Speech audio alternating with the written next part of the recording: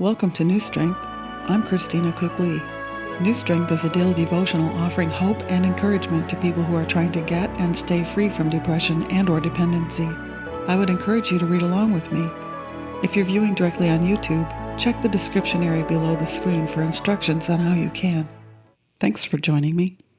Our topic is learning from our mistakes.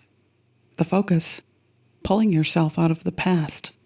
The scripture, Proverbs chapter 16, verse 18 from the New King James Version of the Bible. Pride goes before destruction, and a haughty spirit before a fall. When I make a mistake, I am reminded of how much I need God. I've prayed many times that I would stop making mistakes, yet I still make them, even when I try hard not to.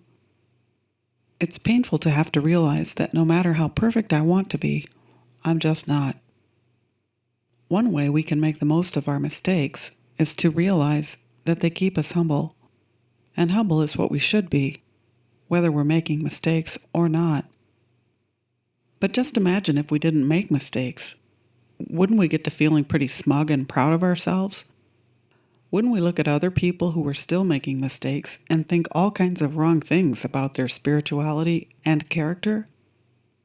I think God allows us to make mistakes so we'll remember that He is perfect and we're not. Of course, we should try to make the best effort we can in all we do, but at the same time, we need to keep from trusting in our own abilities. God doesn't like it when we try to be self-sufficient. He hates pride. When we try to do everything perfect, we will usually be disappointed in our efforts. The performance/pride/perfection syndrome is one of those things that is upside down in God's sight. What He wants to see is humility, not pride. While we're thinking we should be perfect to get God's approval, what He's really looking for is humble. Humility is perfect in His sight. So if we work very hard and actually get something right, but we aren't humble, we still blew it. Proverbs chapter 29, verse 23 says, "A man's pride will bring him low, but the humble in spirit will retain honor." The harder we try to do things perfectly, the bigger the letdown when we realize we missed the mark after all. In that case, some people would think, well then, why should I try at all? And honestly, we've probably all felt that way at least once, and probably more times than we care to admit. It is a fair question, especially when you're discouraged. Why should you try? And furthermore, what if you didn't? I've asked myself those questions quite a few times in the past few years. For a lot of my life, I did things to prove to myself and others that I could. I was sometimes intrigued with taking on a project that was crazy hard. I liked the challenge of sorting out the pieces and putting a complicated puzzle together, particularly if it was one that someone might have thought I couldn't do.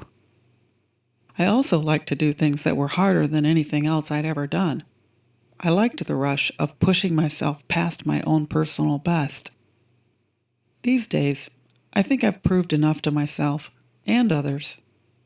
So when I look at something I could try to do, I think about the questions, why should I? And what if I didn't? These days, I know that the only things worth doing and spending my lifeblood on are the things that God can get glory from, not me. He is the one who should get all of the credit and praise for anything I manage to do. The things we are capable of doing in our own strength are not going to mean anything in the long run anyway. It's the things we did that we could have only done by the grace of God that will last for eternity. If it's truly God that we want to live for and please, then we should focus all of our attention on resting in His ability and strength, not our own. When you can think about life that way, it changes a lot of things. Imagine living a life that is centered around the adoration of God. What if we just lived differently in the future than we have in the past? What if we stopped trying to live a performance/pride/perfection-oriented life, focused on not making mistakes, and just focused on being nothing. Declaration: I will find new strength in examining my true reasons for the things I do. I will start asking myself searching questions before I do things, testing my motives, to make sure that the reason I do anything at all is to bring God glory. Thanks for taking the time to listen. I would really appreciate it if you would like this segment, and if you wouldn't mind, please share it with someone else who might also benefit from it. And if you haven't already, subscribe to the New Strength Devotional channel on YouTube or on WordPress, and then a link will come to you every day in your email with a segment like this.